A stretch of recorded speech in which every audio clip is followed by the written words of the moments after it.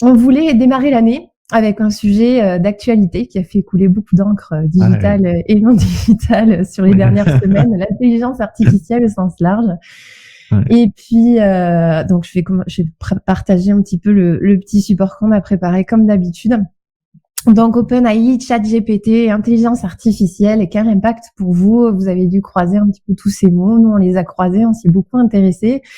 Par curiosité naturelle. Et en fait, on a décidé de vous en parler tous les deux. Parce qu'on a deux profils avec Étienne assez complémentaires et on est tous les deux très intéressés pour des raisons un peu différentes par ce sujet de l'intelligence artificielle. Étienne, parce que vous le savez, fondateur, développeur d'Exfit depuis maintenant de nombreuses années, et développeur et donc hyper passionné de nouvelles technologies, intelligence artificielle et tout ce qui a pu sortir là récemment. Des outils qui sont quand même assez impressionnants, qu'on a eu l'occasion de faire tourner en équipe pour voir un petit peu tester les limites. Ouais, puis on a même travaillé beaucoup avec de l'AI chez XFIT. Donc, on a eu plein de projets au fil des années et puis plusieurs projets là, qui devraient même aboutir dans les prochains mois, prochaines années. Avec toute la gamme des données qu'on a chez XFIT, on a toutes les données, on en a énormément. Donc, qu'est-ce qu'on est capable de fournir pour simplifier la vie? Donc, on va en reparler, mais on a effectivement souvent travaillé là, avec l'AI dans le logiciel. C'est ça. Et quand on a regardé ça ensemble, on s'est dit quand même c'est un sujet hyper intéressant à discuter. Puis on a beaucoup de professionnels qui nous disent OK, et moi là-dedans, parce que l'AI, ça peut faire peur. Pour certains, c'est aussi une opportunité sans trop savoir en quoi c'est une opportunité. Donc pourquoi pas faire un webinaire pour essayer d'y voir un petit peu plus clair.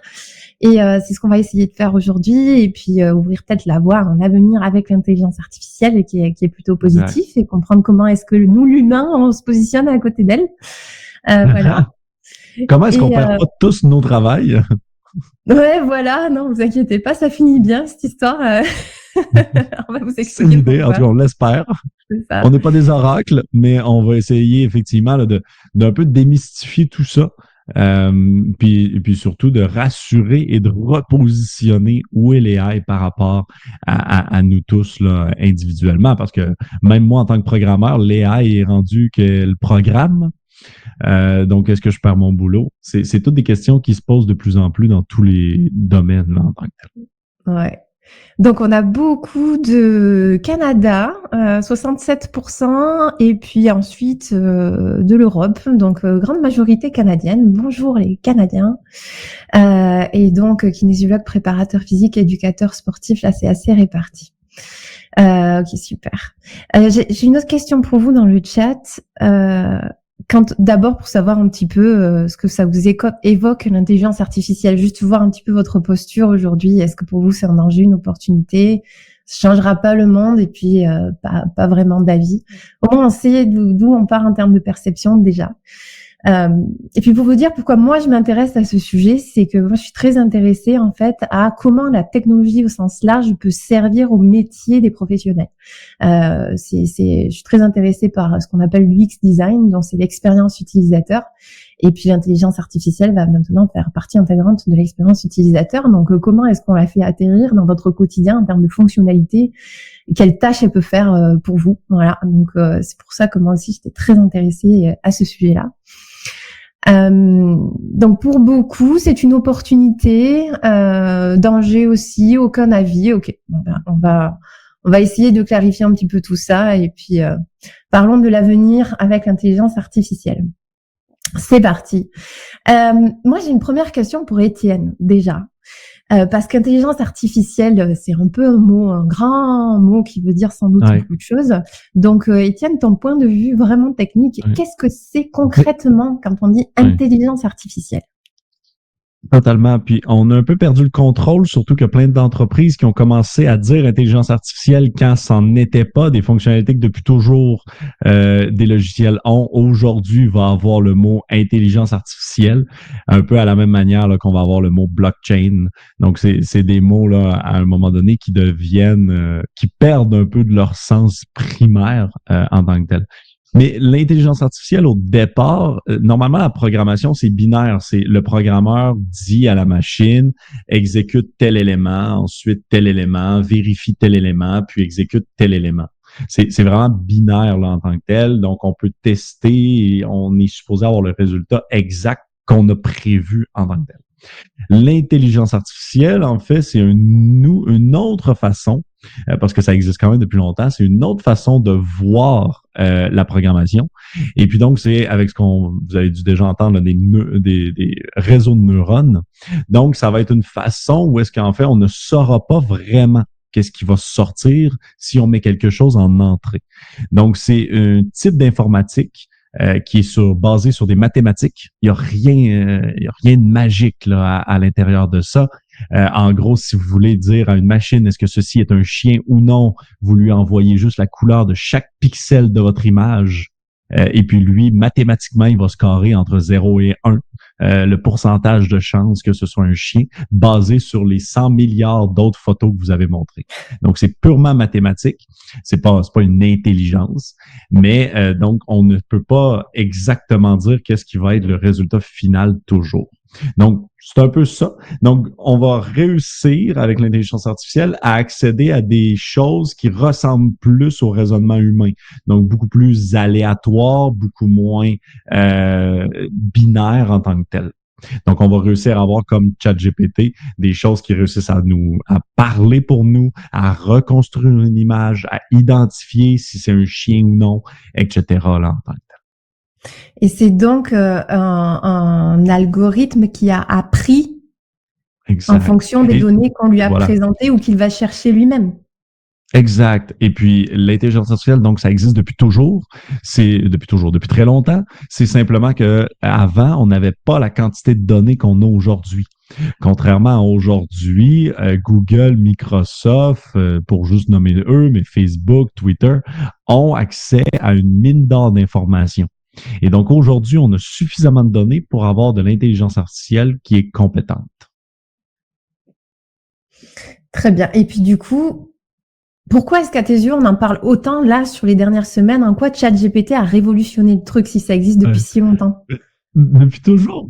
Depuis toujours, vous avez dû là, essayer à un moment donné un ordi qui voulait parler, comme faire une fausse voix humaine ou qui voulait compléter quelque chose. Puis c'est toujours, Siri, ça a toujours été un peu robotique. Oui, Siri, par exemple, qui répond sur une question sur deux. Google Assistant qui est encore là, comprend pas tout. C'est très, très rudimentaire. Pour la première fois, et c'est pour ça que ChatGPT là, a autant sorti tout le monde de son nid en disant mais coudonc, c'est que c'est la première fois quand même qu'on a un bond technologique aussi gigantesque. Un bond technologique qui répond aussi bien aux questions. Encore une fois, est-ce que c'est la bonne réponse ou non? Il y a énormément actuellement de discussions là-dessus parce que ça reste que il est entraîné sur le web. Mais outre ça, la réponse, si je vous disais pas que c'était une machine, pourrait avoir l'air d'un humain. Et puis ça, je pense que c'est un peu la première fois qu'on a quelque chose qui est aussi fort que ça. Ouais, et sur des sujets aussi larges aussi. Justement, parlons spécifiquement de cette intelligence artificielle qui est sortie en décembre. Enfin, on a commencé à en parler en décembre, en tout cas, peut-être qu'elle est sortie avant. Voilà, et elle est encore en phase de test, elle n'est pas officiellement commercialisée. Enfin, on peut s'inscrire tous et donner des données à OpenAI pour qu'il continue d'apprendre sur ses propres erreurs. Exact. Voilà, il est encore en train d'être testé, mais par contre, du coup, on avait envie de vous partager concrètement comment ça fonctionne, parce que justement, on l'a testé, on lui a posé des questions, et en équipe, on a été assez bluffés. On s'est dit, montrons-leur à tous. Je sais pas si parmi vous, il y en a certains qui ont déjà eu l'occasion de l'essayer. En gros, on va l'essayer avec vous pour que vous puissiez voir, et puis on va essayer de le pousser un petit peu dans ces retranchements, si on arrive à les trouver, parce qu'en fait, c'était un petit peu ça qu'on a essayé de faire, c'est retrouver les retranchements de ChatGPT. Donc, ChatGPT, c'est quoi, Étienne? ChatGPT, c'est un des produits de OpenAI. OK? Donc, ChatGPT, c'est la nouvelle génération. Donc, on voit, il y a plusieurs modèles d'apprentissage. ChatGPT va être le dernier là, en tant que tel. OK? Donc, c'est lui qui est réellement bon. Les autres, avant, on n'en parlait pas. Ils étaient comme ceux que vous avez en tête, un peu robotiques. On savait que c'était un robot. ChatGPT, donc, c'est vraiment c'est le dernier cri de ce que OpenAI a réussi à sortir. Et donc, c'est effectivement vraiment le meilleur. Donc, on peut écrire un peu n'importe quoi ici. C'est un peu ce qui est agréable. Et puis donc, je suis pas spécifiquement dans le ChatGPT actuellement, je suis dans leur outil comme de développement de Playground. C'est lui sur lequel XFIT on travaille puis on regarde. Donc, si c'est pas exactement le même interface que vous quand vous l'avez essayé, c'est pour cette raison-là. Mais ChatGPT va avoir vraiment la possibilité d'écrire n'importe quoi en tant que tel, puis d'avoir une réponse. Donc, je sais pas, Barbara, est-ce que tu as quelque chose en tête que tu aimerais poser comme question?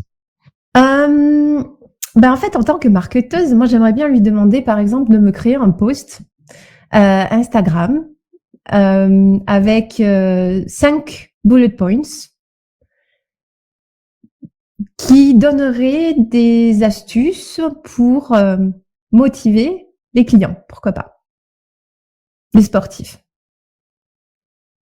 Donc, on lui parle en anglais à ChatGPT parce qu'il est plus anglophone qu'autre chose. Donc, on a tendance à lui parler en anglais.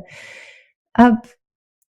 Et on lui explique en fait tout le contexte. Donc, on lui dit « You're a marketing expert ». Donc, ChatGPT, du coup, va écrire en tant qu'expert marketing. On lui donne un peu de contexte, ça l'aide beaucoup. Mais on n'est pas forcément obligé. C'est juste que là, il va être encore plus précis et plus pertinent.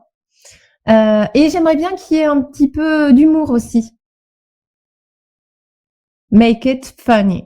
Donc, on lui a dit « Create an Instagram post with 5 ». On lui a écrit, en gros, c'est « Tu es un expert marketing, tu travailles pour une entreprise d'entraîneur personnel, crée un post Instagram avec 5 bullet points, donne des tips and tricks, des astuces pour motiver des clients et fais-le fun. » Donc, je le fais « You have reached your usage limit. » Wow! Ah. Il fallait bien qu'on soit sur cette démo pour que ça bug. Donc, on va voir dans 2 secondes. J'étais sur le mauvais compte. Désolé. Donc, on va voir ce qu'il va nous donner. Maintenant, après, il faut toujours peut-être le redéfinir, le repréciser si c'est pas exactement ce qu'on voulait. On va voir. Puis, donc, si en attendant de se connecter et de générer ça, vous avez des idées de choses que vous voudriez demander, eh ben, écrivez-les dans le chat. Donc, il nous dit, n'oublie pas ton objectif, take it one step at a time, reward yourself, find a workout body, get creative. OK? Et donc, on l'a dit en anglais, mais on aurait pu clairement create an Instagram post in French with 5 bullet points. On a juste vu que par la traduction n'étant pas sa meilleure chose, sa meilleure compétence, des fois, là, il fait plus d'erreurs que dans la version anglophone. Donc, mieux vaut traduire avec autre chose. Mais donc, défiez vos amis à un parcours de squat, faites des petits pas pour atteindre vos objectifs, prenez un verre d'eau à chaque fois que vous avez envie de grignoter, écoutez de la musique pour vous motiver, trouvez un partenaire d'entraînement. Donc, il nous donne exactement qu'est-ce qu'on voulait là en tant que tel. C'est assez impressionnant, en effet. Si vous voulez qu'on essaye de demander complètement autre chose, parce que, bon, là, honnêtement, on n'avait pas préparé forcément cette question, mais au moins, on peut poser des questions propres à vous. Tu es un entraîneur personnel. Qu'est-ce que tu penses?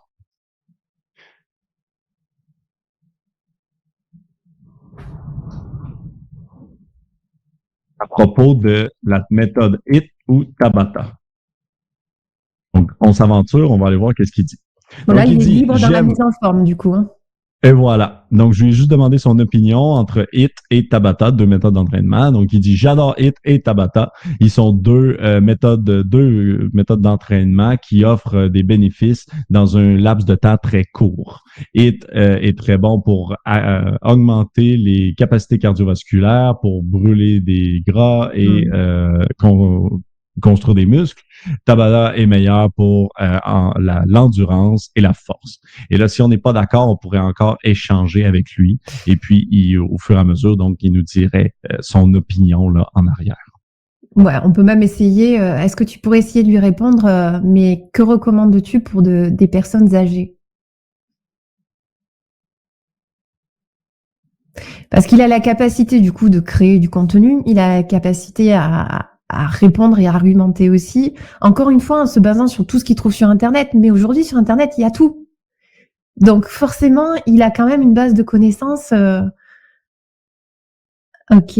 Donc, pour un client de 65 ans, je recommanderais un programme par intervalle qui est spécifique à leurs besoins individuels, bien sûr. Ce qui voudrait se traduirait en période d'intensité modérée avec des short bursts d'intensité plus haute. Ce type de programme permettra à vos clients d'avoir les bénéfices du HIIT et Tabata et quand même en leur permettant de rester dans leur zone de confort. C'est important de rester focus sur la forme et la sécurité pour s'assurer que votre client peut tirer le meilleur parti de leur entraînement sans mettre leur santé à risque. Donc, c'est quand même. Et ce qui est super important ici, je pense, c'est que c'est un AI qui n'est pas entraîné spécifiquement pour des questions d'entraînement. Mais on réussit à lui en demander et il réussit à nous donner quand même des très bonnes réponses, même si on peut le questionner là, sur 2-3 éléments, là, puis on peut dire qu'on n'est pas totalement d'accord. On pourrait argumenter encore avec lui. L'important ici, c'est donc qu'il est quand même très, très bon. Et puis donc, qu'il est capable, même si je dis, créer un programme, un exercice program for this client, pour ce client. Et donc, il va me dire exactement ce que je dois faire les Monday, Tuesday. Donc, il va et je lui ai rien demandé spécifique. Donc, j'aurais pu dire, je veux 8 exercices, upper body, lower body. J'aurais pu préciser, je n'ai rien précisé. Il m'a donné tout simplement 3 séances pour 3 jours différents. Donc, les lundis, les mardis et les mercredis. Donc, l'important ici pour moi, c'est vraiment juste de montrer les capacités de cette AI-là, qui n'est même pas faite spécifiquement pour notre domaine à nous qui nous intéresse aujourd'hui. Puis oui, on pourrait essayer de lui poser la question, par exemple, de la météo en général au Costa Rica, et il va nous sortir une prose sur la météo du Costa Rica et même nous recommander le genre de pays où peut-être c'est plus agréable de vivre. Enfin, on peut vraiment lui demander n'importe quoi. Et la provenance du contenu, c'est tout ce qui est disponible sur Internet. Donc, on imagine la quantité d'informations en fait dont il se nourrit.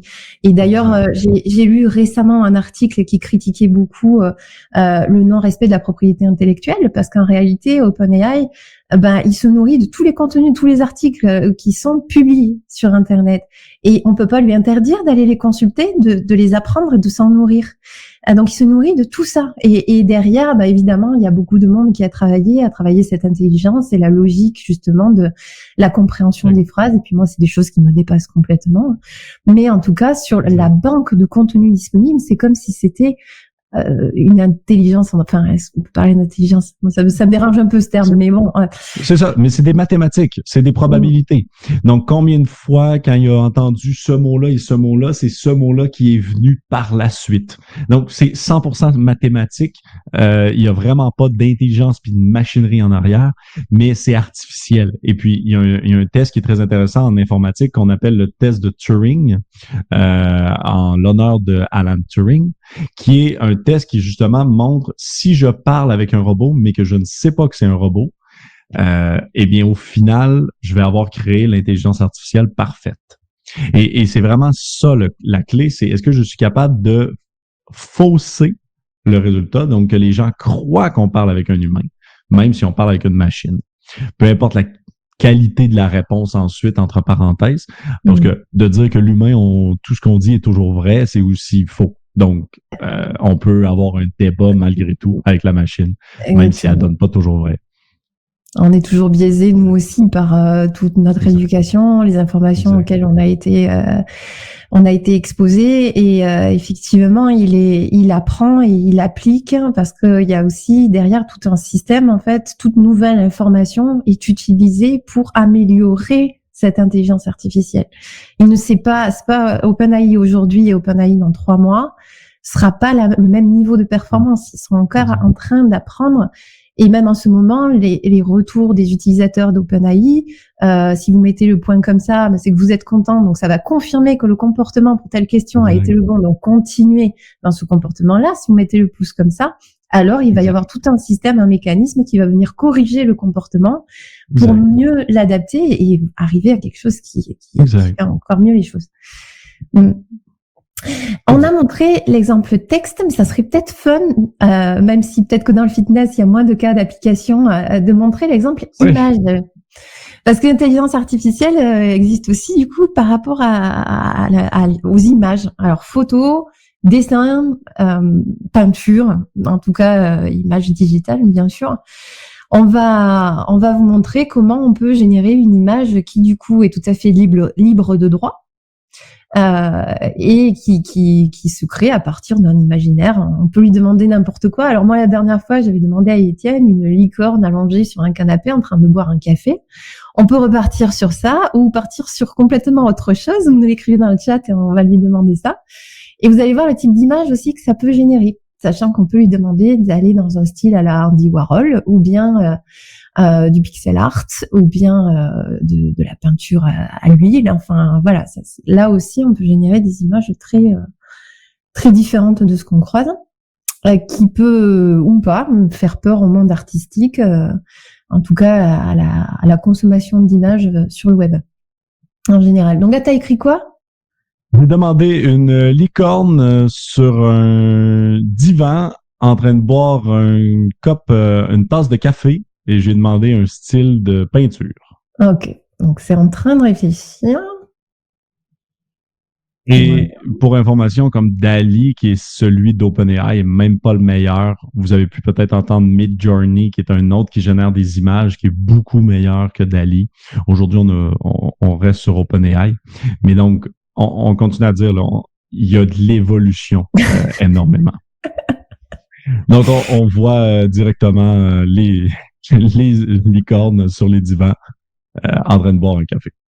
Voilà. Et là, je pourrais lui demander des variations d'un spécifiquement. Je pourrais créer une phrase beaucoup plus complexe. Il y en a qui se spécialisent aujourd'hui à être capable de demander des choses à l'AI et de faire des choses vraiment magnifiques. Donc, je pourrais lui dire la couleur de la peau, la couleur des cheveux. Je pourrais dire un arc-en-ciel. Je pourrais dire que le divan doit être en plein milieu d'un pré.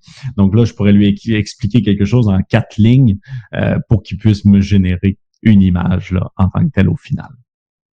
Bon, et puis, quand on préparait le webinaire, on s'est dit, bon, on va prendre cette image, et puis de l'autre côté, on retourne dans le chat GPT, et on lui demande d'expliquer pourquoi une licorne, donc, why a unicorn is the symbol of a great future for our kids.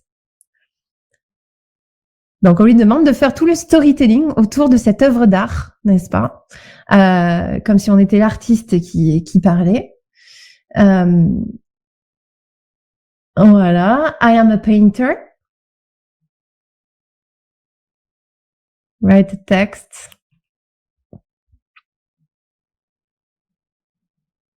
Donc, il va nous écrire un texte un peu à la style, comme derrière les bouteilles de vin, quelque chose qui dit pas grand-chose, mais qui est beau et très artistique. Donc là, je lui ai demandé juste un texte, j'aurais pu demander un short text, j'aurais pu dire de le faire vague. Là, on aurait pu tout préciser. Mais je pense que vous avez vu la force que ça a. Et puis, souvenons-nous, tout le monde, nous, on est en français, on est francophone, donc tout est moins performant pour l'instant. Mais aux États-Unis, déjà maintenant, Google, son assistant, est capable d'appeler un restaurant ou un dentiste pour prendre un rendez-vous avec lui pour vous. Donc, ça s'appelle Google Duplex. Donc, c'est déjà disponible aux États-Unis pour plein d'utilisateurs. Donc, on est vraiment à l'ère et à un début de quelque chose qui est beaucoup plus puissant que ce qu'on n'a jamais vu là, auparavant. Et je pense que c'est l'important ici, là, en tant que tel. Exactement. Et puis pour aller sur un autre niveau professionnel, si tu veux retourner au slide, on a aussi trouvé cet article en fait où on voit que ChatGPT a passé l'examen du barreau. Alors, il a peut-être pas tout validé, comme me disait Étienne, mais quand même, il a passé l'examen du barreau et il a eu plus que la moyenne. Donc, en théorie, il est validé comme juriste, voire avocat, même, je sais pas à quel niveau, mais il a été capable de passer un examen, quoi. Et récemment, même en France, on a vu les premières applications d'argumentation et de plaidoyer par une intelligence artificielle sur des cas de petites créances. Donc, ça ouvre la voie peut-être à l'avenir aussi, même dans le monde juridique. Ouais. Exact. Même, il existe déjà une compagnie aux États-Unis qui conteste l'étiquette d'excès de vitesse par l'AI à 100%. Donc ça existe déjà. Ça s'appelle Do Not Pay. Ne paye pas. Si vous l'allez voir. Donc, on vient d'un peu de montrer, Barbara, tout le bordel que ça peut foutre. Donc l'AI est partout. Exact. Et puis, il fait énormément de choses. Donc là, on a montré énormément tout ce qui était la portion, je dirais, création de contenu, création de texte. Mais oubliez pas que il fait aussi tout ce qui est de l'analyse de données. Donc ça, on est déjà plus habitué depuis un bon moment, d'où pourquoi on en parle un peu moins là actuellement. Mais l'AI est très bonne en analyse de données là, depuis très longtemps déjà aussi. Donc l'AI est gigantesque, on vient d'en parler. Mais donc, quelles sont les professions qui sont à risque en tant que telles? Alors nous, on en voit peut-être, en tout cas aujourd'hui, je trouve que ce qui est vraiment criant, c'est, moi je viens du monde du marketing, hein, ça va être tout ce qui est production de contenu, rédaction, marketing, contenu informatif et support technique, c'est-à-dire la rédaction de posts, vous l'avez vu, elle est très efficace. Il peut vous générer les hashtags aussi sur Instagram. Donc effectivement, tous les métiers qui sont basés sur la rédaction ou il y avait, je parle déjà au passé, c'est peut-être pas quand même tout de suite le passé, mais bon, ça se décide un petit peu. Un humain qui réfléchit à faire des posts intelligents, etc., ça va lui prendre peut-être 2 heures, là où on voit que c'est 20 secondes avec l'intelligence artificielle. Donc, soit on se l'approprie, soit le métier, en tout cas, le métier doit évoluer, je pense, pour ce qui est de rédaction basique. J'entends basique, hein, parce qu'il va pas créer de contenu qui n'existe pas. Il va se baser sur du contenu qui existe et le remâcher et le digérer différemment. Mais par exemple, voilà, des études scientifiques avec des démarches d'études et d'analyse plus poussées, ça, il va pas le faire lui-même. Donc, il reste certains types de contenus qui demeurent tout à fait valables, mais les contenus de base, optimisation SEO par exemple, optimise-moi tel argumentaire mais en mettant ces mots-clés là de l'avant, ça il peut vraiment le faire tout seul. Ouais. Donc c'est des professions qui n'ont pas forcément ou plus de valeur ajoutée au sens génération de contenu à mes yeux. Ouais. En gros, souvent ce qu'on va dire, c'est tout ce qui est sur une échelle de pas créatif jusqu'à très créatif.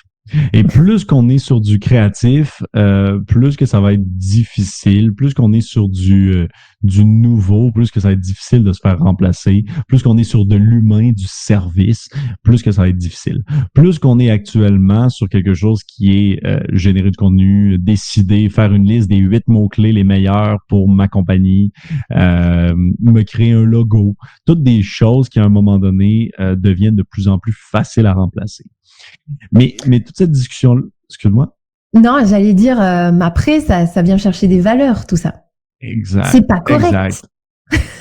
Exact. Et puis là, on va rentrer dans tout ce qui est valeur perçue. Même quand on dit l'humain, parce que je lisais encore récemment là, une critique justement de l'image générée, comme quoi c'est du plagiat de tous les autres artistes, etc.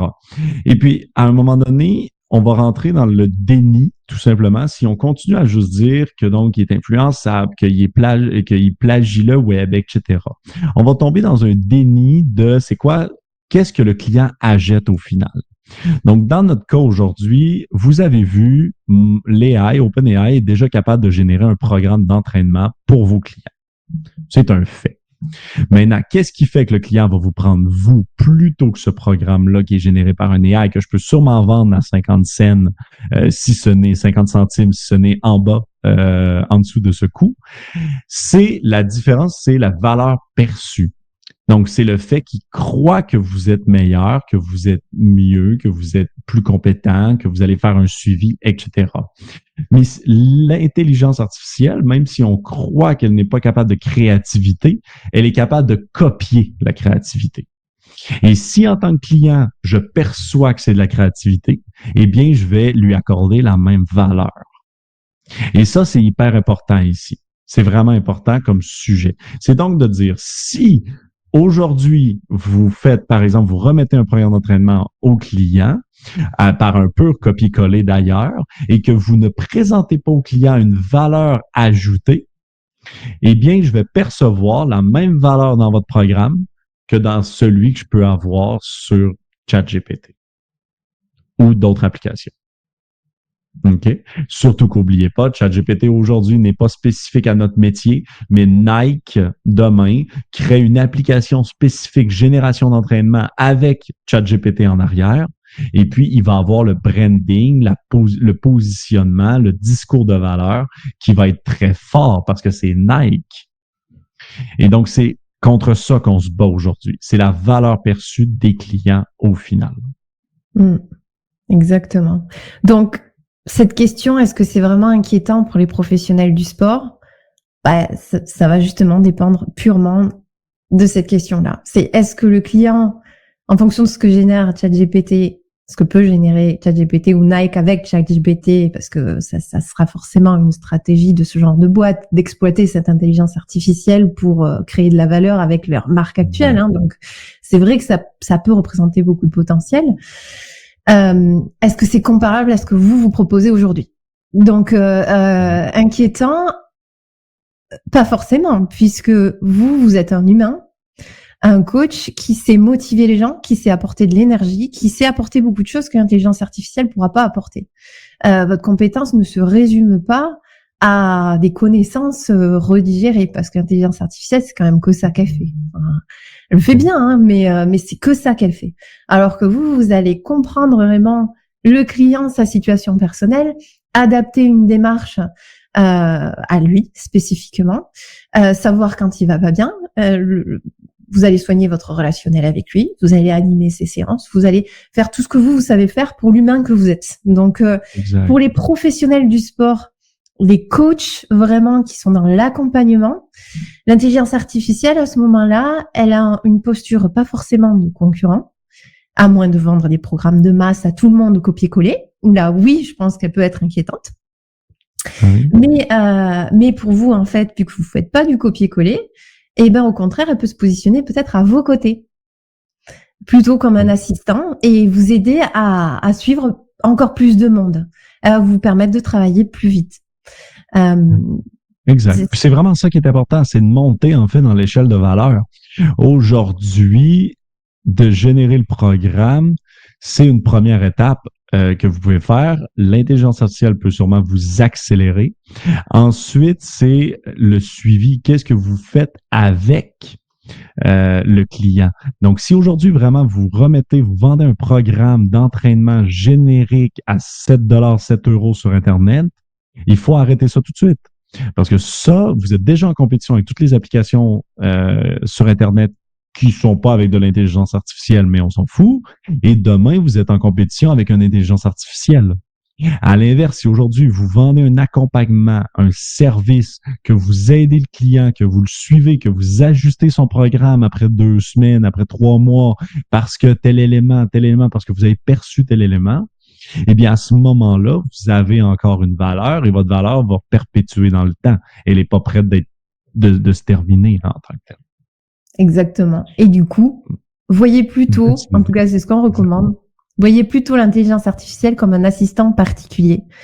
C'est un peu ce qu'on avait écrit il y a déjà 2 ans. Je ne sais pas si vous avez tous lu ce e-book ou pas. Il est toujours dispo sur notre site. Hein, et n'hésitez pas à le télécharger, c'est gratuit. Et dans ce e-book, on expliquait cette posture, c'est que le futur ne sera pas digital. Alors même si le digital nous entoure, il ne sera pas purement digital parce qu'il ne nous remplacera jamais. Oui. Ah, Nicolas nous dit on n'entend pas. Est-ce que juste actualiser des fois pour certaines personnes. La page Nicolas.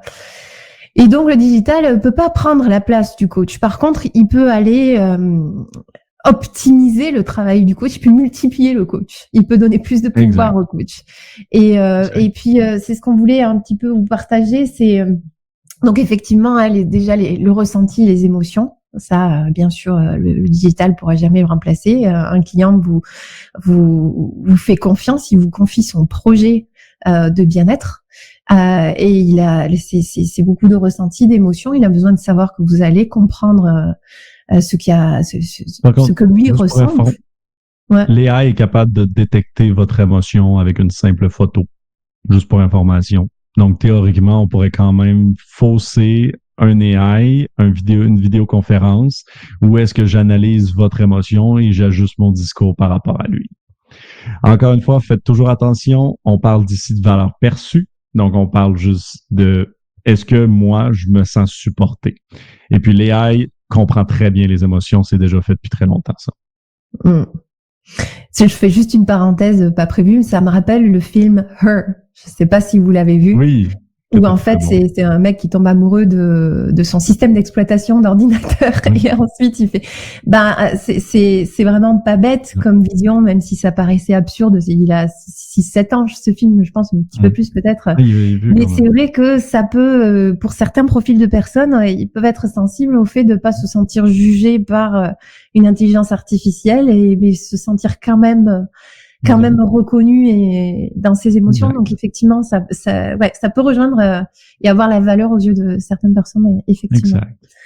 Mais donc vraiment, ce qui est important aujourd'hui, et surtout pour encore bien dormir ce soir, c'est de voir l'AI comme un assistant, pas comme une compétition. Parce que si vous le voyez comme une compétition, vous allez faire les mêmes choses que lui, donc il va vous battre. Parce qu'il va toujours le faire moins cher, il n'y a pas besoin de manger, il n'y a pas besoin de se reposer. Donc, voyez-le comme un assistant. Comment, aujourd'hui, pouvez-vous utiliser l'intelligence artificielle pour vous accélérer, pour faire en sorte que au lieu de suivre 20 clients, vous êtes aujourd'hui capable d'en suivre 30, 40, 50. Et c'est ça le premier point qui est le plus important. Le voir, le changer votre perception versus lui. Et arrêtons de lui donner des limites qui, au final, il va toujours réussir à les dépasser. OK? Donc, on arrête de lui donner des limites, puis plutôt on le voit comme étant un assistant, on l'utilise. Ensuite, on se spécialise dans de l'accompagnement individualisé.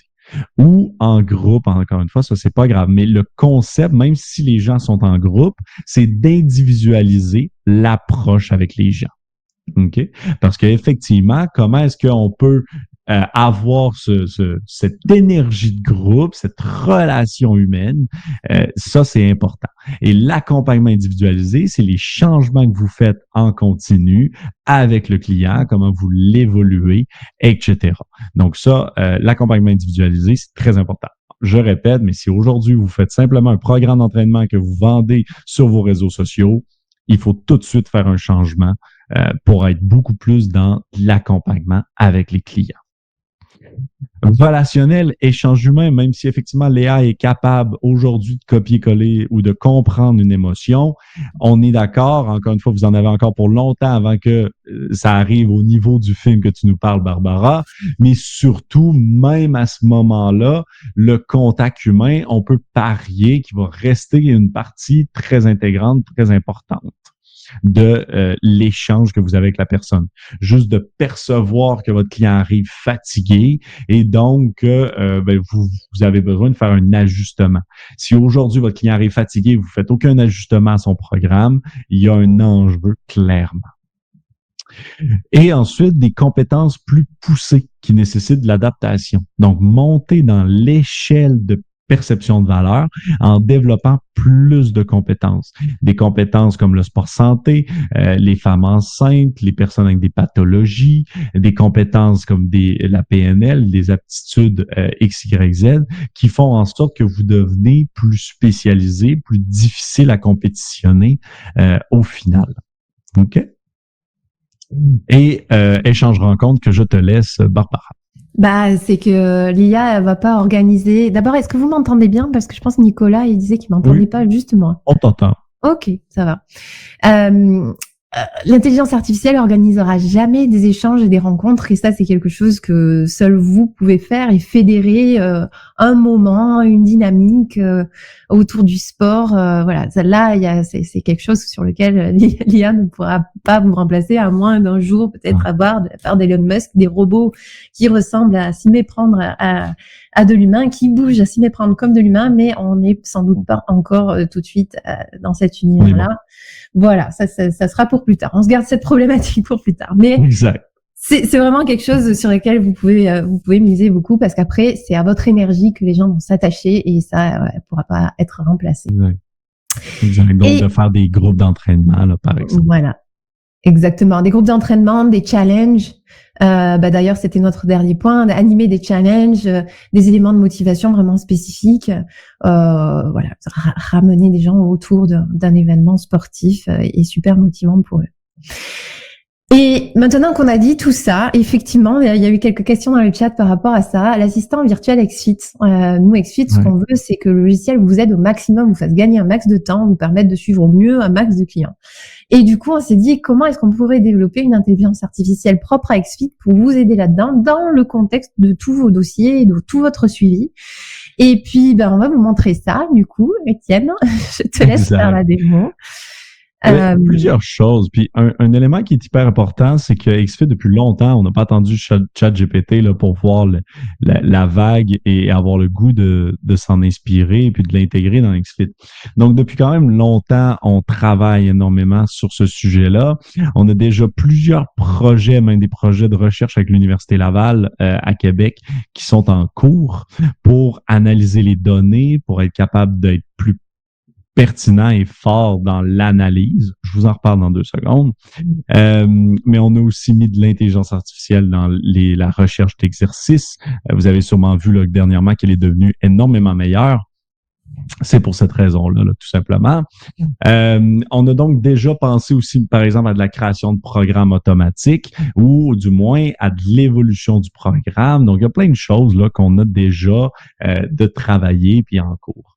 Maintenant, quelque chose qu'on a intégré récemment, puis Barbara, tu l'as dit, c'est comment faire en sorte qu'on accélère, je vous l'ai dit, comment qu'on fait pour que vous puissiez suivre 200 clients, mais en ayant un suivi hyper individualisé. C'est toujours cette question-là, nous, qui nous trotte dans la tête, qu'on a proche et qu'on se questionne. Donc, par exemple, l'onglet « Aujourd'hui » à la base, c'est pas de l'intelligence artificielle, mais était dans cette idée-là, de voir qu'est-ce qui se passe dans votre dossier et qui est important. Et donc, par exemple, je vois que Julie Robitaille a terminé un événement jour 1. Si je clique dessus, l'AI a directement pensé, réfléchi à une réponse et me dit « C'est du bon travail, continue à travailler dur et tu verras bientôt des résultats encore meilleurs. » Et je peux tout simplement l'envoyer. Okay. Ou l'éditer avant de l'envoyer pour mettre un petit mot personnel. Exact. Voilà. Exact. Donc, si je m'en vais sur un autre, donc il va réfléchir à nouveau, il va écrire quelque chose de différent. À chaque fois qu'il réfléchit, il écrit quelque chose de spécifique à l'entraînement qu'on a vu là en tant que tel. Donc là, hop, j'ai juste envoyé le message. Là. Donc, il va toujours dire quelque chose par rapport à l'entraînement. Donc, si par exemple, mon client n'avait pas terminé son entraînement à 100%, j'aurais eu c'est pas grave que tu ne l'aies pas terminé, par exemple. Donc là, encore une fois, il me dit que j'ai poussé mes limites, sûrement parce que j'ai terminé le programme, j'ai fait un beau programme, etc.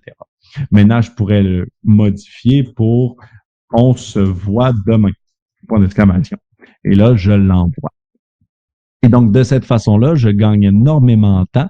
Encore une fois, même l'AI va vous écrire un message qui prend en compte l'événement en tant que tel dans lequel vous êtes.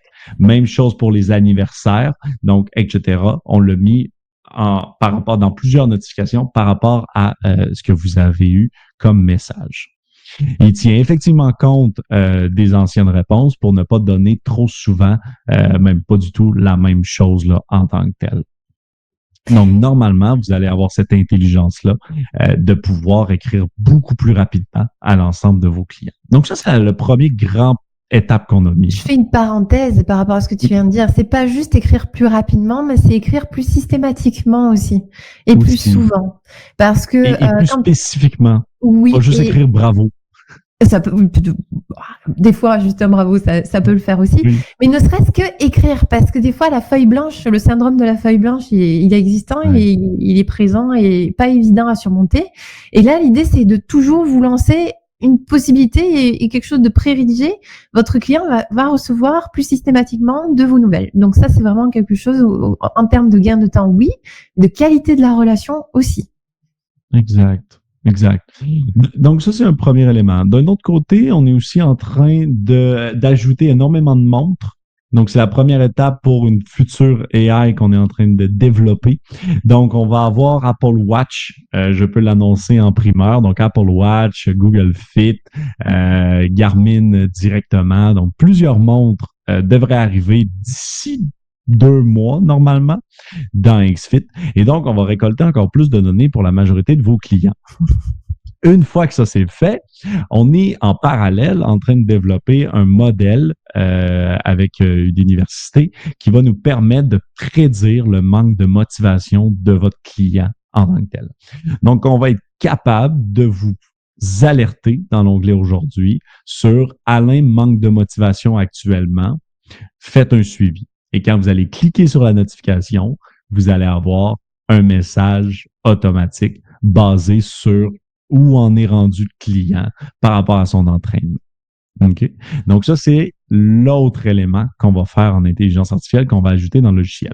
Donc, ça, qu'est-ce que ça permet? Ça permet de suivre 200 clients comme si vous en aviez juste quelques-uns. Donc, on va réussir à vous dire wow, votre client vient de battre son record, ou wow, votre client est plus motivé que jamais, ou attention, votre client est moins motivé. Et donc, vous allez pouvoir suivre plus de personnes de façon individuelle.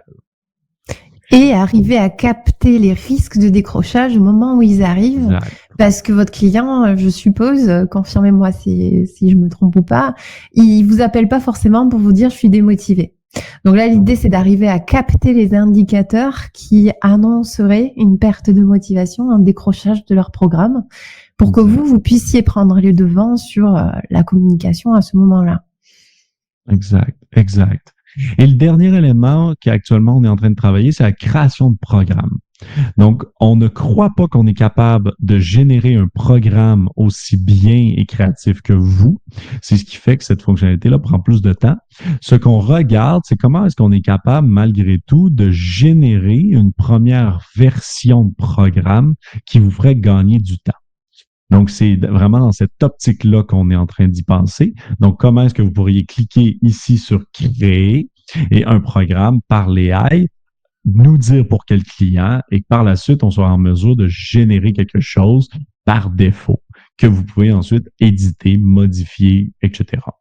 Et donc, ça, c'est l'autre AI là, qu'on est en train de réfléchir, on a déjà fait plusieurs tests et puis qui donne malgré tout des très bons résultats. Donc, on imagine bien tout le potentiel. Vous voyez qu'avec toute cette technologie qui évolue super vite, en plus, les possibilités, elles sont vraiment vastes. Du coup, quand vous utilisez, alors on n'a pas posé la question combien sont utilisateurs du logiciel XFIT. Je suppose qu'il y en a quelques-uns vu les questions qu'on a eues dans le chat. Mais vous pouvez imaginer, si vous imaginez un assistant vraiment à côté de vous, quelle tâche vous aimeriez qu'il fasse? Qu'est-ce que vous faites de façon répétitive, qui n'a pas de valeur ajoutée pour vos clients et qui pourrait vous faire gagner du temps? Voilà, votre assistant idéal, qu'est-ce que ça pourrait être? Et puis, comme d'habitude, n'hésitez pas à partager vos idées sur le groupe Évoluer Ensemble, le groupe Facebook des utilisateurs. Vous voyez un petit peu l'étendue des possibilités et gardez en tête du coup que l'assistant, l'AI, c'est votre assistant virtuel. En tout cas, nous, c'est comme ça qu'on va le positionner pour vous. C'est pas un concurrent. Au contraire, ça va être un distinctif, une force qui sera à vos côtés. Donc, voilà, n'hésitez pas, les idées, il y a que des bonnes idées et vous voyez qu'en fait, on peut aller super loin. Donc, même si vous pensez que c'est quelque chose d'infaisable, si ça se trouve, c'est pas si infaisable que ça parce que la technologie va loin aujourd'hui. Voilà. Très bonne idée, Véronique, de préparer la note au dossier basée sur l'entraînement. Effectivement, que ça serait excellent, là, puis ça gagnerait énormément de temps. C'est noté. Ouais, c'est ce genre de suggestion qui effectivement, voilà. Donc pour ceux qui sont pas utilisateurs, vous pouvez essayer d'aller rencontrer votre assistant dans XFIT. Vous commencez par créer un programme, vous l'envoyez à quelqu'un, et puis ensuite vous lui écrivez et vous verrez un petit peu le genre de message préfabriqué que vous pouvez personnaliser avant de l'envoyer et rencontrer votre assistant. C'est un petit cyclope avec un œil comme ça, vous voyez. C'est lui l'assistant. N'hésitez pas à aller faire un les seules choses bleues dans le logiciel. C'est la seule chose bleue. Voilà, vous le retrouvez, c'est le cyclope bleu. Je pense qu'on a un petit lien pour ceux qui veulent. Est-ce que je l'ai par là? Non, je l'ai pas. Bon, vous allez sur le site MyXFIT et je vais vous mettre le lien là pour ceux qui veulent. Hop, hop. Je vais chercher le lien. Merci tout le monde. Pendant que tu fais ça, merci tout le monde d'avoir participé à ce webinaire-là. J'espère vraiment là, qu'aujourd'hui, vous avez vu qu'il faut qu'on arrête de présenter des limites à l'AI, mais qu'on le voit plutôt comme illimité, et puis qu'ensemble, on réussisse à monter dans l'échelle de valeur, et puis qu'on réussisse à l'utiliser au lieu de le compétitionner. Et je le répète continuellement, mais si aujourd'hui vous ne faites pas du suivi plus spécifique, eh bien vous êtes en compétition avec lui. Donc, comment est-ce qu'on l'utilise? Et puis, compter sur XFIT, nous, on reste quand même à l'affût. On est tout un peu une équipe de geeks. On reste à l'affût de tout ça. Et puis, on pense quand même à énormément d'intégration pour l'ajouter comme assistant et faire en sorte là, que ce soit toujours plus rapide et efficace de travailler dans le logiciel. C'est vraiment toujours ça qu'on a en tête. Comment vous rendre plus efficace et plus personnalisé auprès des clients. Donc, c'est pour ça que notre AI ne va jamais vraiment écrire directement au client, mais plutôt vous présenter le message pour que vous puissiez lui ajouter votre petite touche à vous malgré tout. Donc, merci encore une fois à tout le monde d'être venu. Vous avez le lien vers l'essai là, directement en bas à gauche de l'écran. Puis, si vous avez des questions ou même des propositions, ou si vous voyez là, l'AI à un endroit précis dans le logiciel, n'hésitez surtout pas là, à nous écrire. Ça nous ferait grandement plaisir, puis ça peut nous permettre toujours là, d'avoir plus d'idées là, en tête en tant que tel. Mais vous allez voir, beaucoup de notifications vont apparaître sous peu dans l'onglet aujourd'hui que vous n'avez pas prévu. Il y a beaucoup de choses qui vont arriver quand même. Bon, et si vous voulez rien rater de toutes les idées de votre équipe de geeks préférés, on en partage beaucoup sur Instagram aussi. Donc, venez nous rejoindre sur l'Instagram MyXFit. C'est nous qui sommes derrière. Et puis, on aime toujours beaucoup vous lire et vous répondre et vous proposer des nouveaux contenus. Donc, voilà, on se retrouve là-bas ou dans la prochaine édition du webinaire. La semaine prochaine, j'en profite pour faire un teaser. La semaine prochaine, on se retrouve avec Étienne, Aurélien Broussal aussi et Mélanie Bézia du Stade Toulousain Rugby Handisport pour les tests physiques en sport santé. On sort un petit peu d'intelligence artificielle, on revient sur l'intelligence vraiment métier. Comment choisir les tests physiques. Mais on reste dans la valeur ajoutée. Exactement, dans la valeur ajoutée toujours.